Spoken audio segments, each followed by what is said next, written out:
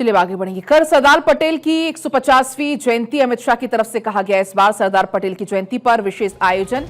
एकता दिवस पर भव्य परेड का आयोजन होगा। हर साल 31 अक्टूबर को परेड का आयोजन होगा।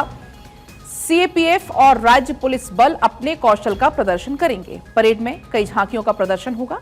कल सुबह 7 बजे पीएम मोदी परेड की सलामी लेंगे। बड़े स्तर पर रन फॉर यूनिटी का भी आयोजन होगा। एकता दिवस पर जगह जगह शपथ कार्यक्रम भी होंगे।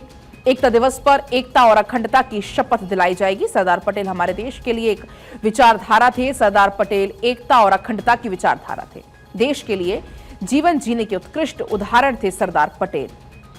अमित शाह ने प्रेस कॉन्फ्रेंस करते हुए यह भी कहा, सरदार पटेल को भुलाने में कांग्रेस ने कोई कोर कसर नहीं छोड़ी।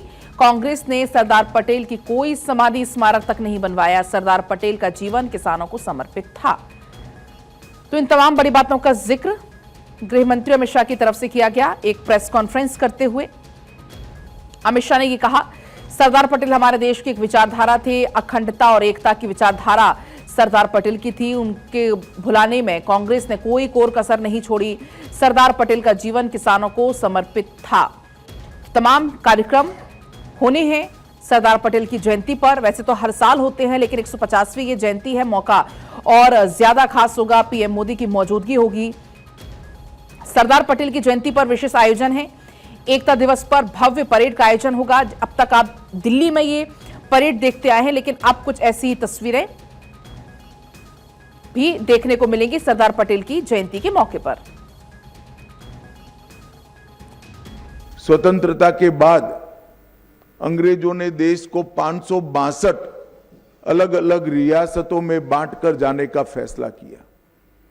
पूरी दुनिया मान रही थी और देश में भी कई लोगों के मन में सवाल था कि 562 रियासतें एक होकर एक भारत कैसे बनेगा। परंतु कुछ ही समय में एक दृष्टि से कार्य